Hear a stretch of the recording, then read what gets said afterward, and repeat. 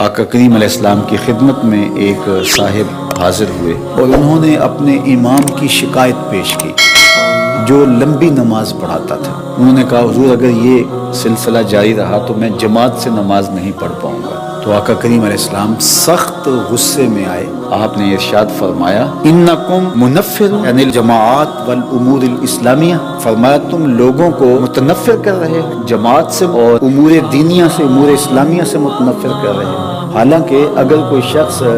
نماز میں قرات لمبی کرتا ہے تو وہ یہ جو عمل کر رہا ہے اللہ کی رضا جوئی کے لیے کر رہا ہے۔ نماز کے اندر قرات ہے، اللہ کا قرآن ہے، قرآن پڑھنا افضل ہے اور نماز میں پڑھنا اور افضل ہے۔ تو جو افضل ترین عبادت ہے اس کو بھی طول نہیں دے سکتے آپ، تو پھر میں اپنی گفتگو کو کیوں طول دے سکوں کہ جس سے لوگ اذیت میں مبتلا۔ کسی کو نصیحت کرتے ہوئے، کسی کو تلقین کرتے ہوئے حد سے تجاوز نہیں کرنا چاہیے۔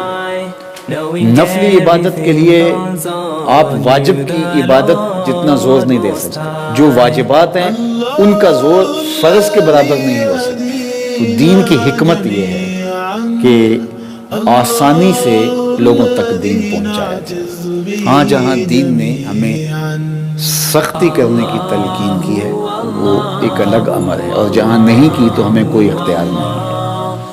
تو بعض اوقات ہم ان امور پہ اتنا زور دے دیتے ہیں جن کی شریعت میں تاکید نہیں ہوتی، اور ان امور پہ ہم بعض اوقات زور نہیں دیتے جن میں شریعت میں زور ہوتا ہے۔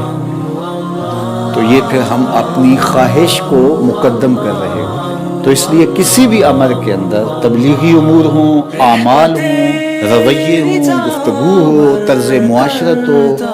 اس میں جو ہے وہ حد سے تجاوز نہیں کرے۔ شریعت نے جس حد تک جانے کا کہا، دیکھیے جہاد میں آخری حد تک جانے کا کہا ہے، مخالف کی گردن اتار دینے کا حکم ہے، وہاں ہم جا سکتے ہیں، لیکن وہاں بھی حد بندی رکھی کہ بچوں کو قتل نہیں کرو گے، بوڑھوں کو قتل نہیں کرو گے، اسی طرح بیماروں اور لاغروں کو، معذوروں کو قتل نہیں کرو گے، ان کے پروہت، پادری اور ان کے جو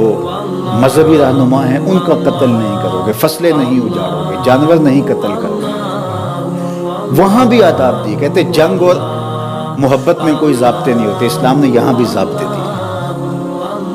آقا کریم صحابہ کو جنگوں پر روانہ کرتے ہوئے وصیت کیا کرتے تھے، پھر تمہارا بدترین دشمن ہی کون ہے اور اس نے تمہارے لشکر کو نقصان بھی پہنچایا ہو، تمہارے بہت سارے لوگ شہید بھی کیے ہو، اور کتنا غصہ ہے اس کے، کہا ضرور قتل کرنا لیکن کسی کی شکل نہ بگاڑنا، یہ شکل تمہارے رب نے بنائی ہے،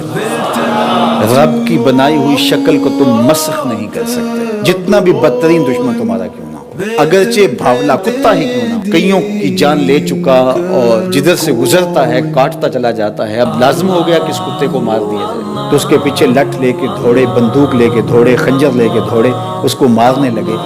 پھر آواز آئی رحمت عالم صلی اللہ علیہ وآلہ وسلم کی، اس کتے کو مارنے لگے ہو، تمہیں غصہ بھی بڑا ہے، کتنی لاشیں پڑی ہوئی ہیں، لیکن میری آواز سنو، ایاکم والمسلم ولو بالقلب العقور، اس کی شکل نہیں بگاڑنی، اگرچہ بھاولا کتا ہے لیکن اس کی شکل رب نے بنائی ہے۔ یہ ہمارا دین ہے، یہ اصل تصویر ہے دین۔ جب ہمارا دین یہ شکل دین کی پیش کر رہا ہے تو کیسے ہو سکتا ہے کہ ہم کسی کو ٹانگ سے گھسیٹ کر محض الزام پر اس کو سڑک میں چوراہے میں رکھ کر اس کی ہڈیاں توڑ دیں اور پھر اس کی لاش کو جو ہے وہ جلا کر کے راکھ میں تبدیل کر دیں اور اس کو ہم حضور کی محبت قرار دیں؟ یہ ہمارے نفس کی خواہش ہو سکتی ہے، اللہ کے رسول کی محبت نہیں ہو سکتی ہے، چونکہ جو محب ہوتا ہے وہ محبوب کی بات مانتا ہے۔ تو از خود میں اس بات کا استحقاق نہیں رکھتا کہ میں کوئی چیز طے کروں، جو طے کرے گی وہ شریعت اسلامیہ طے کرے گی، تو شریعت جو کہے گی مجھے اس کے تابع ہونا پڑے گا، نہ کہ اپنی خواہشات کے تابع۔